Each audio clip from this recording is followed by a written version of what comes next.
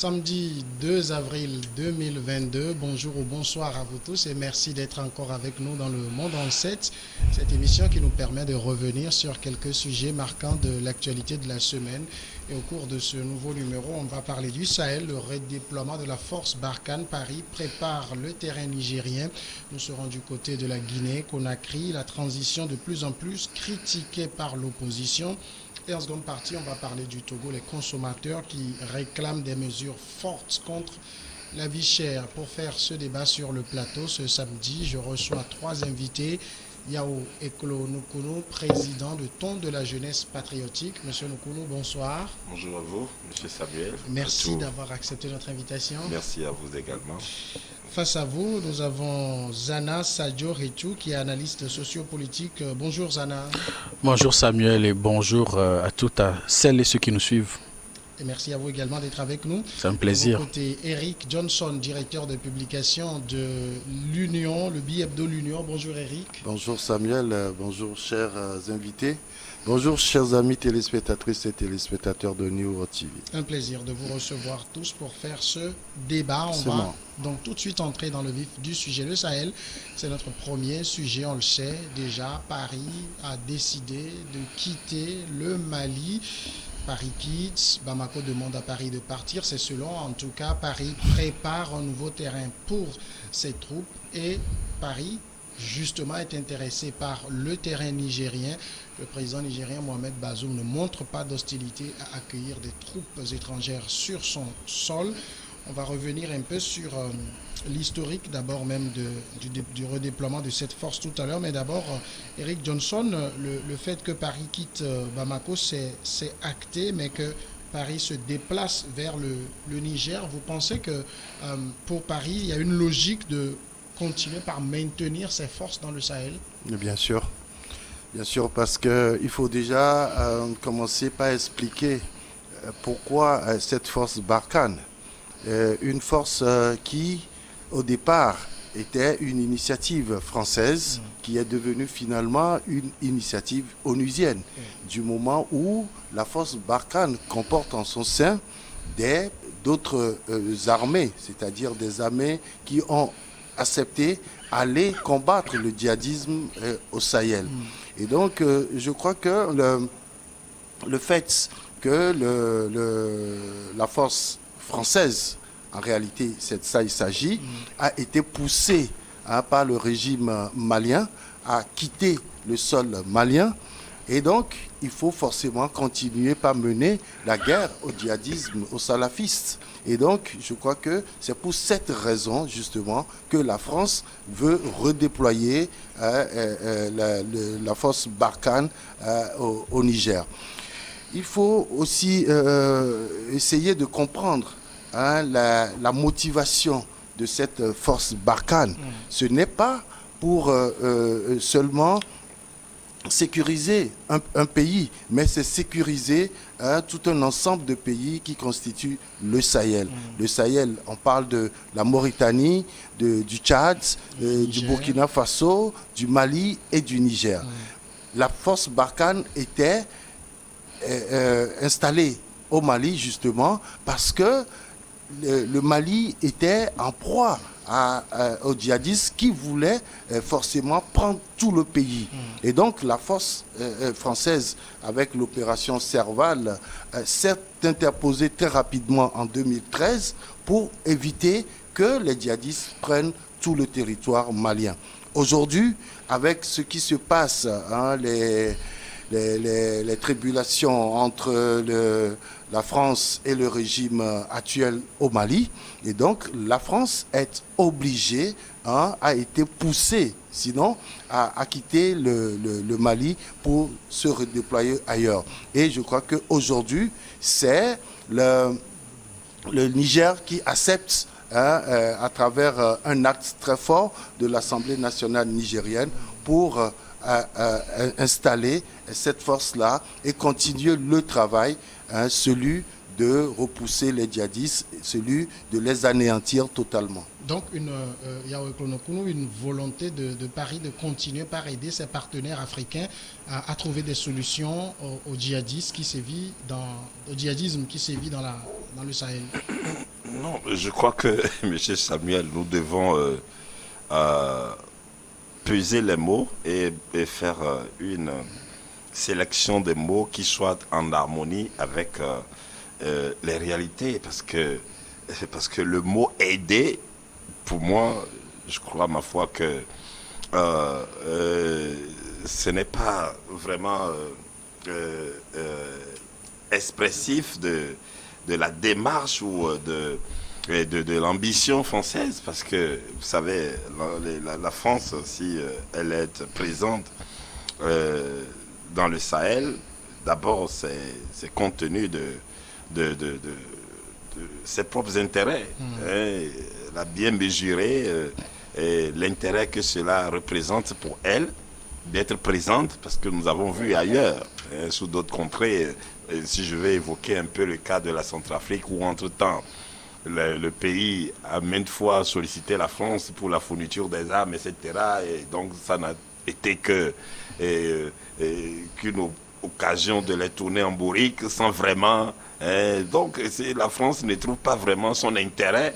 Et ma foi, je ne pense pas qu'elle y serait présente. Donc, d'abord, où il y a ses intérêts, et également, il y a des enjeux, peut-être, qui ne disent pas leur nom, et dont nous n'avons pas ici... comment dirais-je, la pleine connaissance de ces enjeux-là qui motivent la France et qui tend le Mali, compte tenu de ces agitations que nous constatons des autorités maliennes actuelles. Et elles se redéploient dans un pays voisin du Mali. Donc la France y trouve tout son intérêt. Et pour revenir encore sur le cas malien, je crois, ma foi, que la France quitte le Mali, mais ce n'est qu'une démarche, comment dirais-je, momentanée. C'est comme on dit souvent, reculer pour mieux sauter, parce que j'ai encore le souvenir du Rwanda, où quand il y a eu tous ces génocides rwandais, où la France était rejetée, vomi et tout ça, mais on a vu comment après la France a refait encore toutes les manœuvres possibles pour revenir jusqu'à nommer une Rwandaise à la tête de l'OIF, etc. Bon, donc,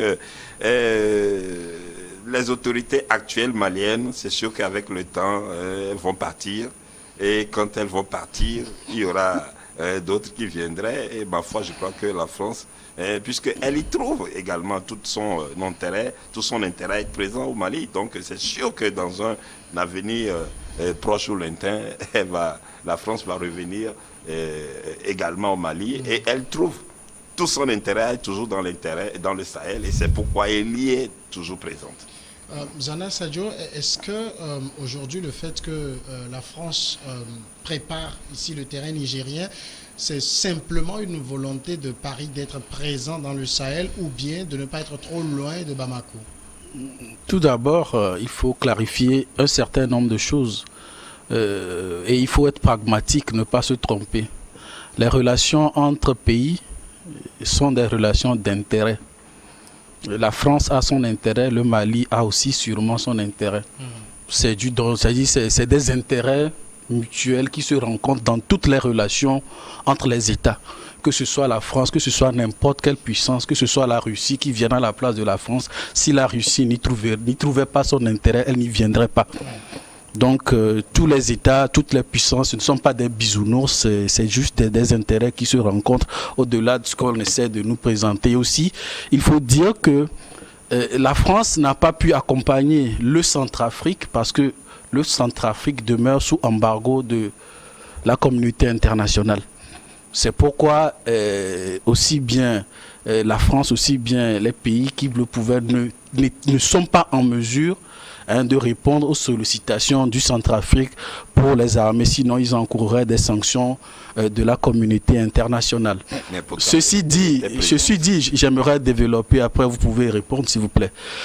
Ceci dit, je crois que le général Laurent Mignon, qui était le commandant de la force Barkhane, a été très clair sur ce qui va se passer en termes de redéploiement de la force Barkhane dans le Sahel.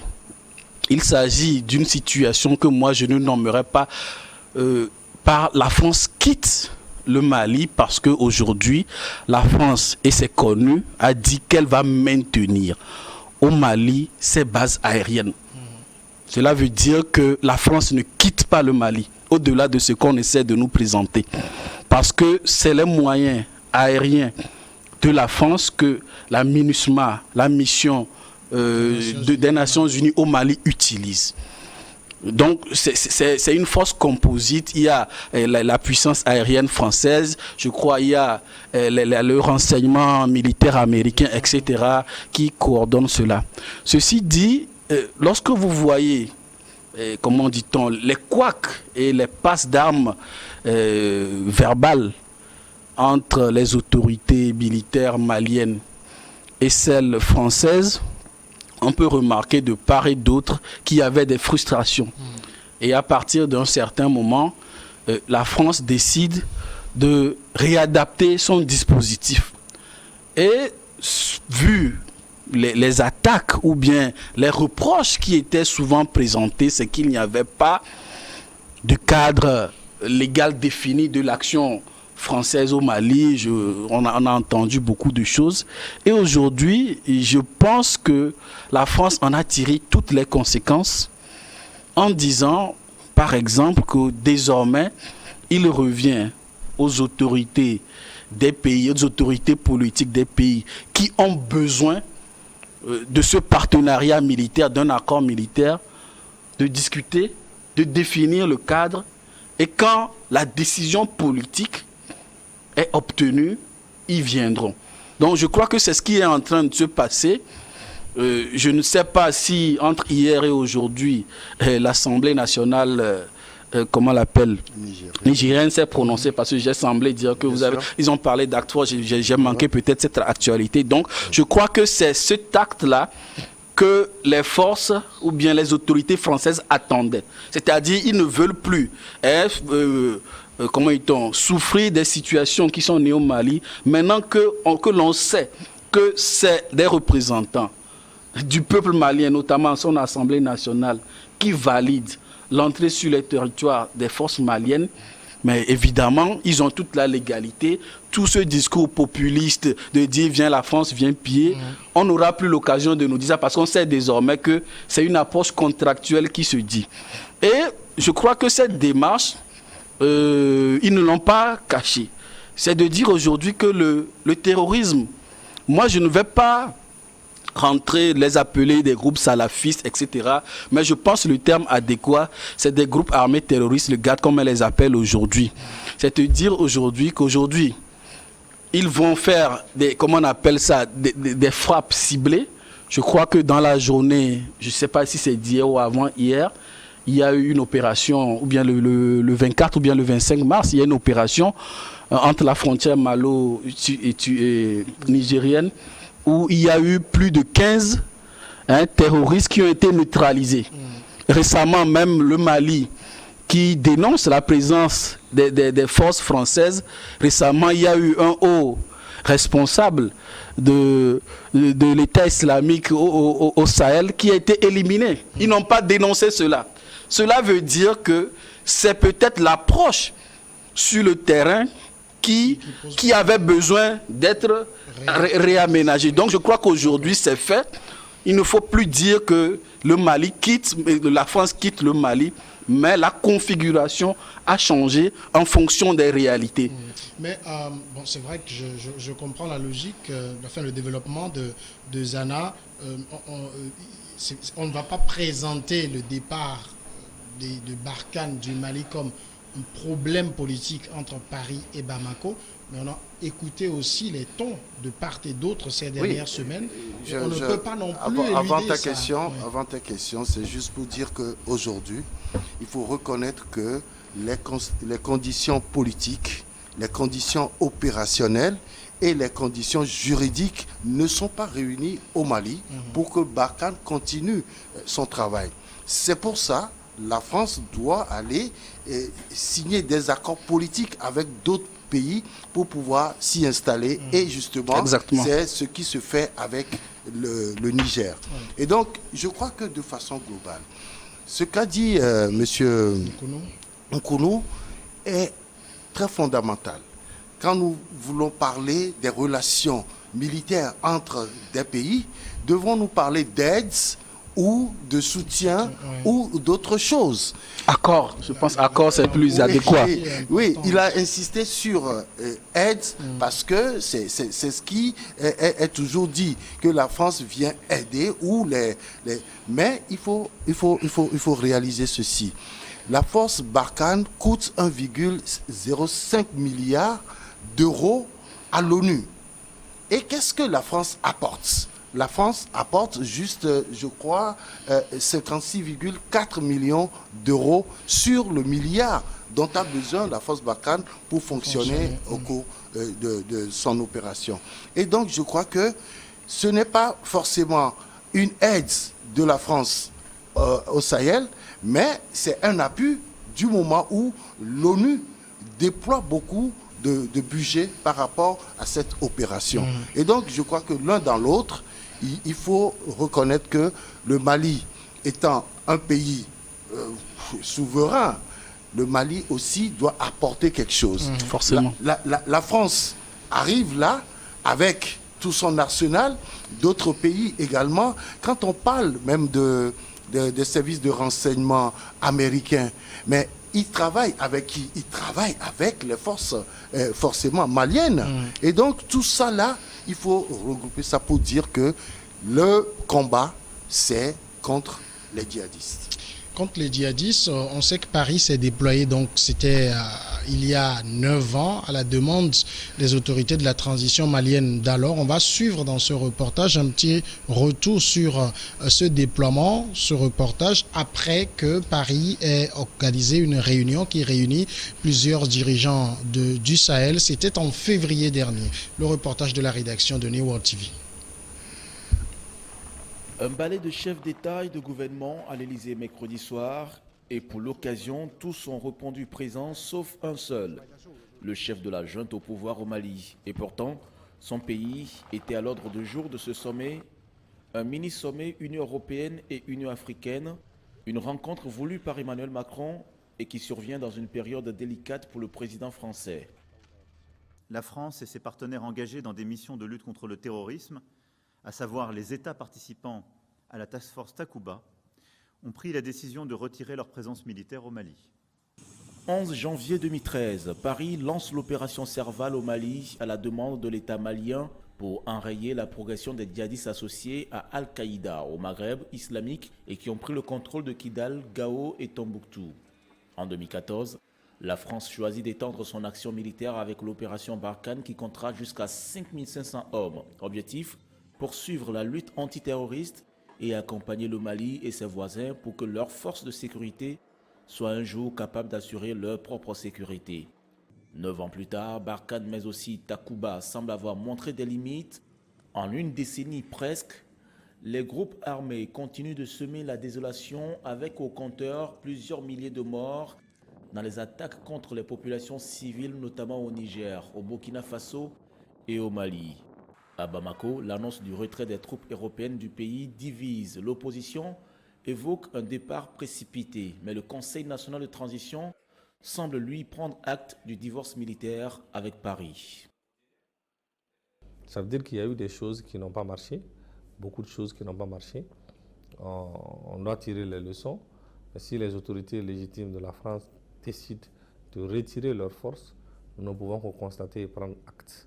Une page se tourne pour les armées tricolores au terme de près d'une décennie de guerre asymétrique contre le terrorisme au Sahel et qui aurait coûté la vie seulement à 48 soldats français. Mais le Sahel et le golfe de Guinée restent toujours des zones de priorité. Des troupes européennes seront repositionnées notamment aux côtés des forces armées nigériennes, assure Emmanuel Macron. L'Union européenne, elle, veut encore réévaluer les conditions et garanties pour le maintien de ses missions de formation, notamment au Mali, où l'armée collabore déjà avec la force privée russe Wagner. Voilà donc un peu comme dans l'historique, il y a ce côté qui revient, on l'a même entendu dans les propos de Naroum Sarr, ce membre du Conseil de la transition, qui évoque les limites justement de Barkhane. C'est vrai qu'on peut tout dire, on peut dire qu'il n'y avait pas un cadre juridique, un cadre légal de déploiement, mais il y a la question des limites parce que Paris s'est déployé pour une mission qui ne semble pas avoir été atteinte. Non, Monsieur Samuel, je crois que nous devons mettre les choses dans leur réalité et dans leur contexte. Pourquoi? Parce que je ne crois pas que la France se soit levée pour répondre à l'appel des Maliens en 2013 et être présente au Mali sans aucun cadre juridique, sans aucun soubassement et qui juridiquement favorise. Ah oui, non, ça c'est trop dire. Bon, aujourd'hui, si l'on parle peut-être des termes, de revoir les termes contenus de cette situation nouvelle-là depuis l'avènement de la junte au pouvoir, des comportements de cette junte, et donc en conséquence, bon, ok, la France voudrait, parce qu'il ne vous échappe point les multiples appels que Macron même entre-temps avait lancés aux chefs d'État africains, leur demanda de se prononcer si réellement ils voulaient encore de la présence de la France, etc. Ouais. Non, c'est trop dire, dire que oui, la France est présente dans le Sahel et sans aucun soubassement juridique. Non, c'est trop dire. Je crois, et comme je venais de le dire, c'est qu'ils sont en train, parce que, vous savez, quoi qu'on dise, les Français, ce sont nos colons, vous comprenez. Et ma foi, ce qui se passe là, cette démarche de la France, c'est comme un réajustement, parce que c'est un réajustage et compte tenu de la nature de nous les Africains, de comment par moment nos réactions ou nos positions peuvent changer, prêter le flanc à des situations, et donc il tire le son, de cet épisode-là, depuis l'avènement de la junte et toutes les décisions, les démarches que la junte prend. Donc ils tirent juste une leçon de cela, et ils sont en train maintenant de se mettre dans une prévention. Bon, maintenant, quoi qu'on dise que c'est le Niger qui invite la France à venir, moi je dis non, c'est trop dire. C'est trop dire. Bon, certes que la France maintient toujours des relations, il n'y a pas que le Mali, avec la Mauritanie, etc. le Tchad, le Niger. Bon, maintenant, elle sait l'intérêt qu'incarne pour elle de choisir le Niger, et choisissant le Niger et ayant les bras ouverts du Niger, elle ne voudrait pas se limiter à cela, parce que quand elle fait un peu le recul de comment elle était accueillie au Mali dans les années 2013-2014, elle était applaudie.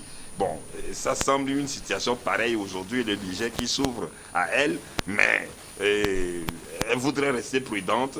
Et oui, vous nous ouvrez les bras, mais elle veut également prendre des dispositions de manière à ce que l'épisode qu'elle a vécu avec le Mali, éventuellement dans un avenir proche ou lointain, que ce même épisode ne se répète avec le Niger, bien que le Niger ce soit. Donc je crois que, ma foi, c'est beaucoup plus une question de réajustage des termes qui fondent, les termes juridiques qui fondent cette collaboration. Mais toujours est-il que je me pose la question de savoir, aussi longtemps que durera cette situation de djihadisme, à qui est-ce que cela profite réellement? À qui ça profite, ce djihadisme-là, que l'on combat pendant déjà plus d'une décennie, que l'on combat et auquel l'on n'arrive pas à bout?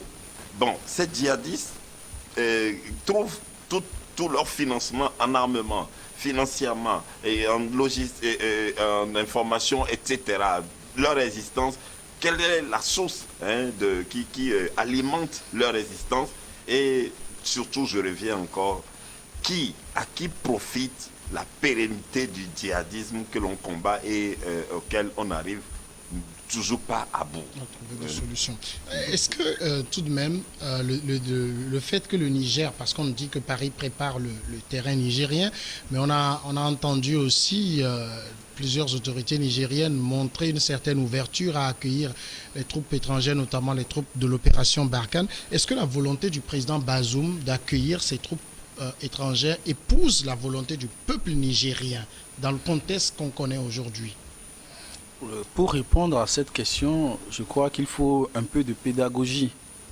Et ce peu de pédagogie voudrait dire que lorsque nous allons aux élections pour élire nos députés, c'est pour choisir des gens qui sont censés nous représenter.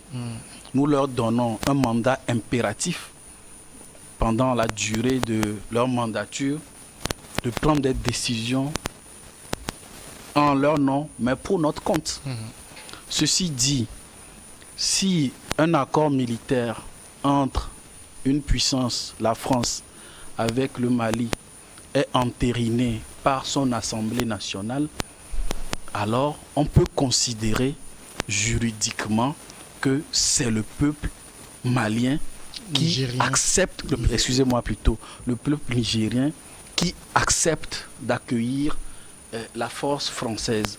Parce que la facilité et peut-être le populisme voudrait parfois dire, parce qu'il y a des manifestations, oui, c'est parce que le peuple ne... Mais non, de part et d'autre, il y a eu toujours des contestations. Que ce soit dans tous les pays, même lorsque vous prenez le cas de la Guinée que nous allons aborder tout à l'heure, il y a des contestations. Mais à partir d'un moment où il y a une institution qui, valablement, et a la légitimité et la légalité pour se prononcer au nom des Nigériens, mais qu'il y ait des contestations ou pas, on va considérer aujourd'hui que l'Assemblée nationale représente le peuple nigérien. Donc moi je ne vais pas tomber dans cette manière de présenter les choses. C'est l'Assemblée nationale aujourd'hui qui valide comment on appelle le redéploiement du Mali vers son territoire, et c'est comme ça. Maintenant, de la force Barkhane vers... Voilà. Maintenant, quant aux antécédents, ce serait intéressant d'y revenir, quant aux antécédents que les autorités de la transition malienne ont eu avec les autorités françaises, j'ai une analyse intéressante à présenter. C'est qu'en octobre 2013, à Paris, le président Ibeka avait, d'ailleurs il a démantelé, je ne sais pas, un comité militaire qui voulait lui faire un coup d'État, et Ibeka a été sauvé en 2013 grâce aux renseignements français. Et fort de cela, Ibeka a déclaré à Paris que comment on appelle Kati, c'est-à-dire le camp militaire de Kati, ne fera plus peur à Bamako. Parce que c'est de Kati qu'est sorti tous les coups d'État qui ont emporté les, comment on appelle, les présidents, ils sont venus de Kati. Donc il dit en tout cas, ils ne feront plus peur à Bamako, en tout cas pas à Koulouba, là où se situe le palais présidentiel.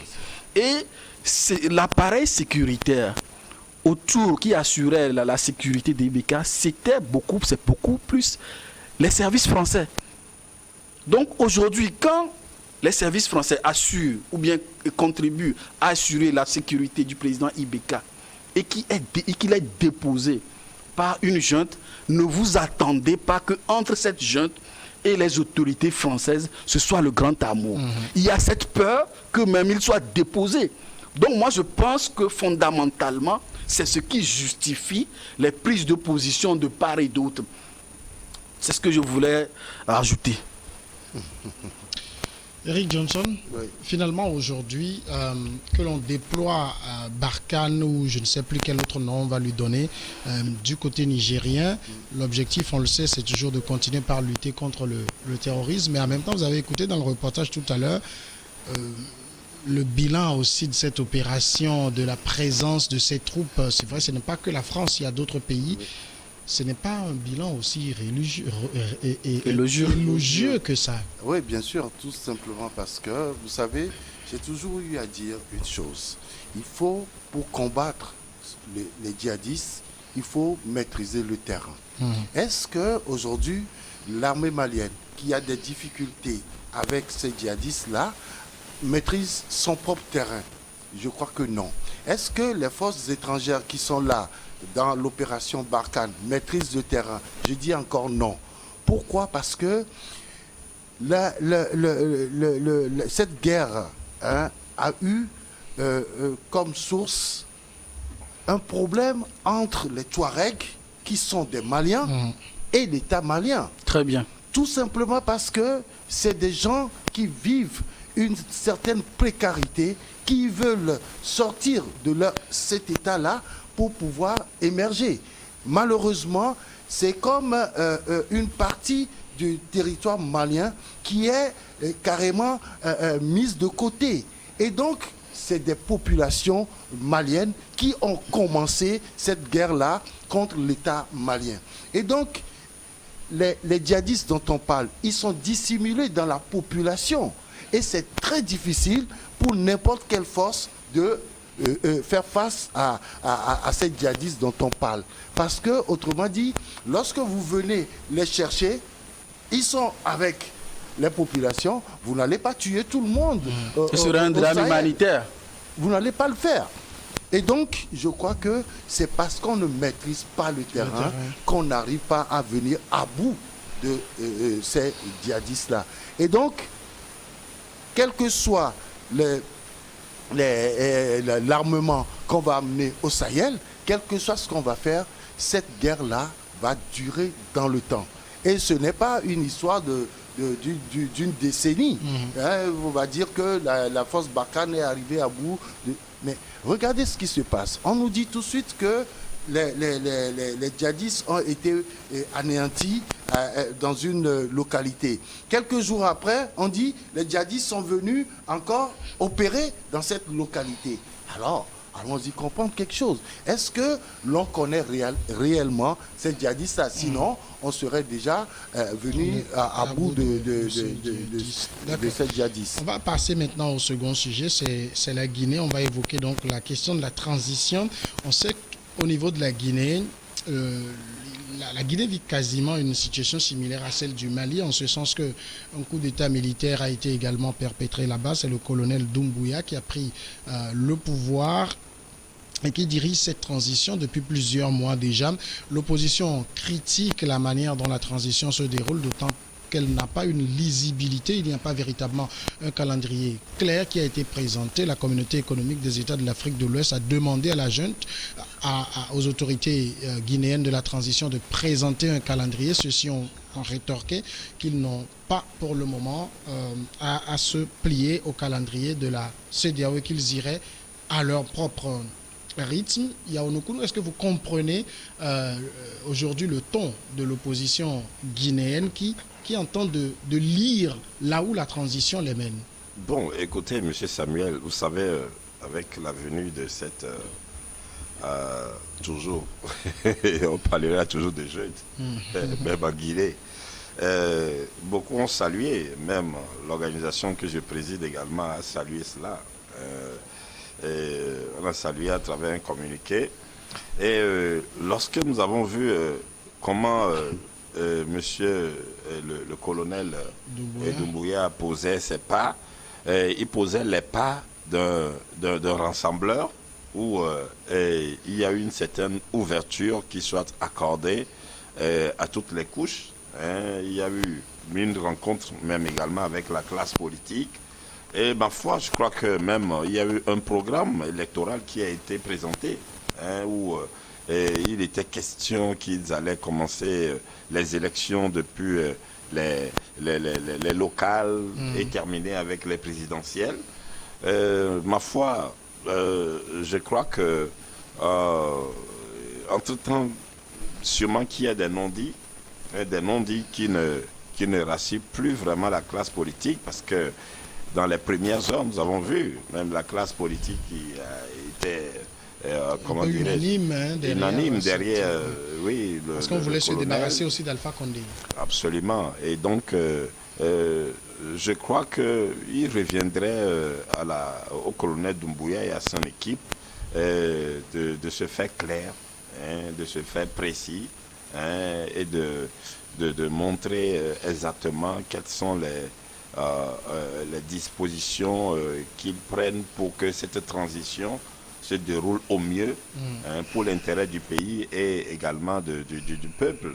Et sachant très bien que le colonel et son équipe ont un adversaire, et cet adversaire, c'est la classe politique. Ils ont un adversaire direct, c'est la classe politique. Et donc, ma foi, je crois qu'ils ont tout intérêt à œuvrer pour toujours rassurer, mettre cette classe politique-là en confiance, parce qu'ils sont là pour jouer un rôle de transition. Ils sont là pour jouer un rôle de transition, et ma foi, je crois qu'ils ne doivent pas se laisser, comment dirais-je, impressionner ou intimider ou manipuler, ou encore, je veux dire, séduire par les agissements des voisins. Je veux faire allusion au Mali et au Burkina, mais dans une démarche patriotique, qu'ils sachent que les problèmes de la Guinée restent particuliers à la Guinée et ne sont pas les mêmes que ce à quoi font face, que ce soit le Mali ou le Burkina. Et œuvrer pour l'intérêt de la Guinée. Et ma foi, je crois qu'ils retiennent plutôt l'exemple, parce que nous avons vu qu'au départ de M. Blaise Compaoré, la Guinée, à travers le colonel Blaise, c'est Bazi, je crois, qui a conduit la transition burkinabé.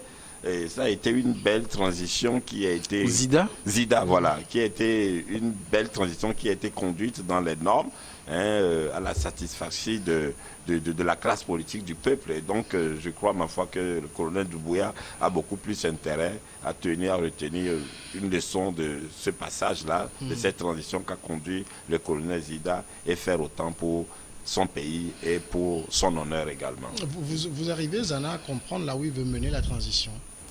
Vous savez, sur ce plateau, nous avions eu à parler de ce sujet quand je disais que je ne comprenais pas vraiment combien de temps il fallait prendre pour définir ou bien pour dérouler le programme qu'on a en tête. Et en 1850... Encore faut-il qu'ils aient des programmes en tête. Voilà. En 1852, Émile de Girardin disait « Gouverner, c'est prévoir. Et ne rien prévoir, c'est courir à sa perte. » C'est dans la politique universelle qu'il a dit cela. Et curieusement, vous avez quelqu'un qui fait d'émettre un chef d'État parce qu'il constate des dysfonctionnements qu'il n'a jamais nommés. Et aujourd'hui, on en est en 6 mois. 6 mois où il est président, de fait, où un président n'arrive pas à définir, à dire, bon, ce que j'ai en tête, ça va me prendre telle durée. Soit il est notoirement incompétent, c'est-à-dire il veut bien faire, mais il est incompétent, soit il veut s'éterniser au pouvoir. Parce que, comme l'a dit M. Cyril, nous avons vu des transitions de part et d'autre. Mais aujourd'hui, d'ailleurs, moi, je n'ai pas félicité, comme M. Cyril l'a fait, parce que moi, je n'étais pas si naïf de ces déclarations qui frisent le populisme pour séduire les masses populaires et en faisant licencier telle personne qui doit être admise à la récré, mais en évitant l'essentiel. C'est ce que la classe politique guinéenne lui reproche aujourd'hui. Dans tout ce qu'ils font, l'essentiel, c'est-à-dire qu'est-ce qu'on va faire, quelle durée. Même le processus, c'est pas si on peut parler de cooptation des membres de leurs assises, a été critiqué de son approche non inclusive. Aujourd'hui, il y a beaucoup de choses à préciser. Et même, il a fallu même qu'on lui demande de préciser la liste des membres qui composent, n'est-ce pas, etc. Son gouvernement, si on peut le dire ainsi. Donc moi je pense que il s'est très vite dévoilé. Il est à la tête d'un pays qu'il veut gouverner, qu'il veut réformer, qu'il veut restaurer, etc. Mais il est incapable de dire ce qu'il veut faire. Il est incapable de dire quelle durée le déroulé de ses actions va prendre. Donc voilà un peu dans cette facilité où on se retrouve, on se met dans des postures dites ou bien proclamées panafricanistes, on ne dit rien de concret avec des annonces où les gens applaudissent, mais quand on arrive à l'essentiel, ce que vous voulez faire c'est quoi? Vous avez besoin de combien de temps? Et vous avez vu la réaction de la CEDEAO. Aujourd'hui, oui, on va dire oui, c'est cette déclaration farfelue, que moi je farfelue, facile, oui, et ce que vous êtes réunis pour vous dire ça ne nous engage pas. Oui, vous avez dit ça, mais qu'est-ce que vous avez proposé? Donc ils veulent que l'exception dans l'espace CEDEAO, qui est la prise des armes par le pouvoir, par les militaires, il veut qu'on les laisse pendant 6 mois, alors qu'on est dans une communauté qui a ces normes. Mais quand même. Eric Johnson, pour vous aussi, les autorités de la transition guinéenne ne montrent aucune boussole. On ne sait pas où ils mènent leur transition. Mais c'est évident pour tout le monde. Du moment où vous êtes dans une communauté qui ne demande qu'une seule chose. Lorsque vous prenez le pouvoir par les armes, la communauté prend acte et vous demande tout simplement à quel moment vous allez restituer le pouvoir, puisque désormais, dans l'espace CEDEAO, on ne veut plus de militaires à la tête de nos États. Il faut que ce soit les civils, les militaires ont leur rôle régalien qu'ils vont continuer par jouer. Cette transition, je crois que je vais être d'avis avec M. Zana pour dire que cette transition veut s'éterniser au pouvoir. D'abord, quand vous prenez le pouvoir par les armes, les militaires, je le dis souvent, et je reçois des appels des militaires qui me disent « Ah bon, c'est comme ça ». Je dis tout simplement, quand le militaire prend le pouvoir, ce n'est pas pour le céder à un civil. Ils ont un agenda et lorsque vous leur donnez le flanc, ils vont garder le pouvoir. Ils iront jusqu'à à organiser des élections où le chef de la junte va démissionner de l'armée et va continuer par gérer le pays. Là, en ce moment-là, on ne parlera plus de pays démocratique, mais l'on dira que c'est un pays dictatorial, etc., mais sous une forme démocratique, tout simplement.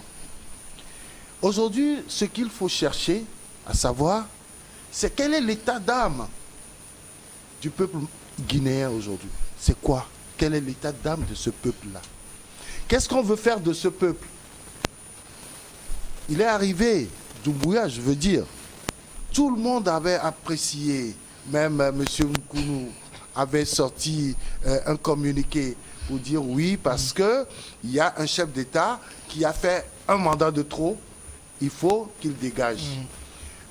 Malheureusement, c'est qu'on n'a pas pris compte de quelle manière on devrait dégager ce président qui fait un mandat de trop. Si nous avons accepté la démocratie, c'est qu'il faut qu'on respecte, je le dis toujours, les préceptes démocratiques. Les principes sont là, il faut les respecter.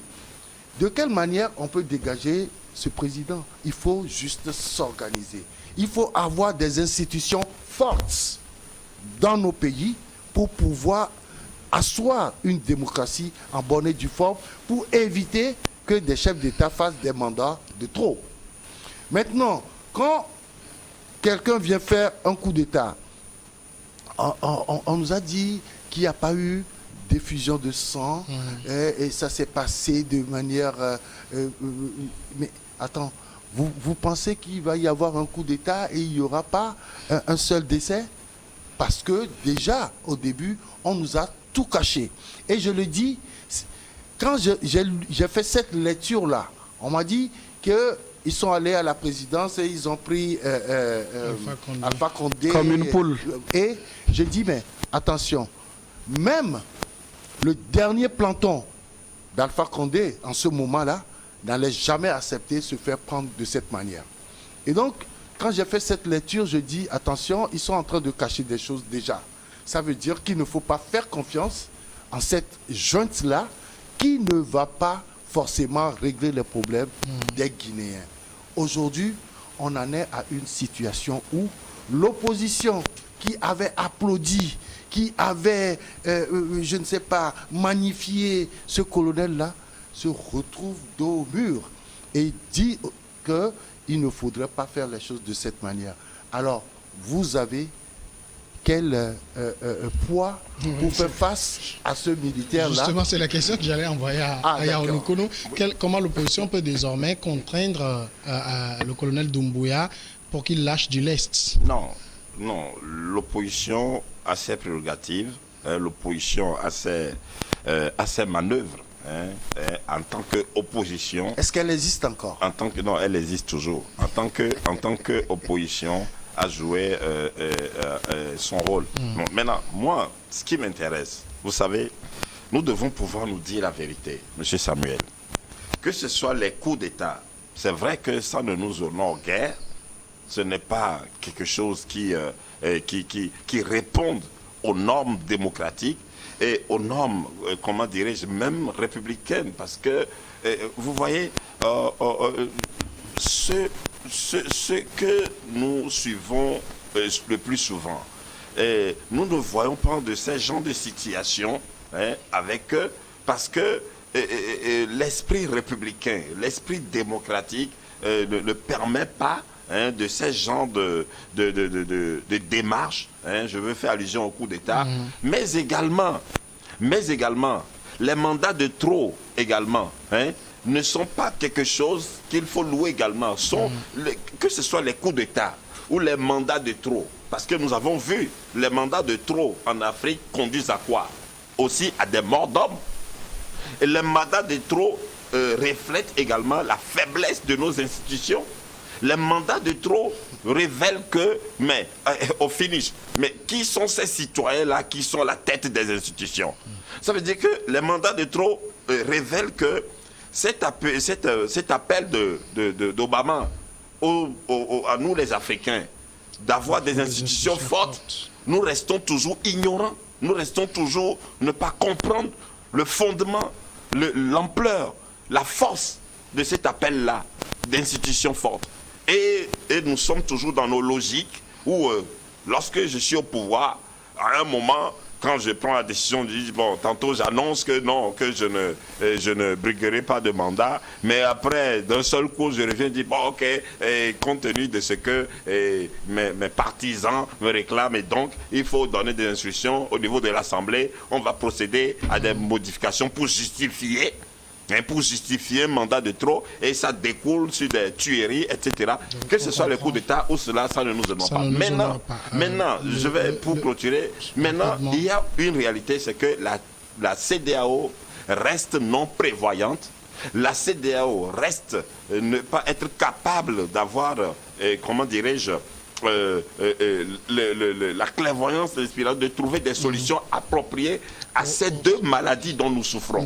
Et donc c'est la même rhétorique. On fait le coup d'État, on dit ok, vous avez fait le coup d'État, bon, ok, présentez-nous une On va marquer la transition. pause si vous permettez, elle va durer 10 minutes.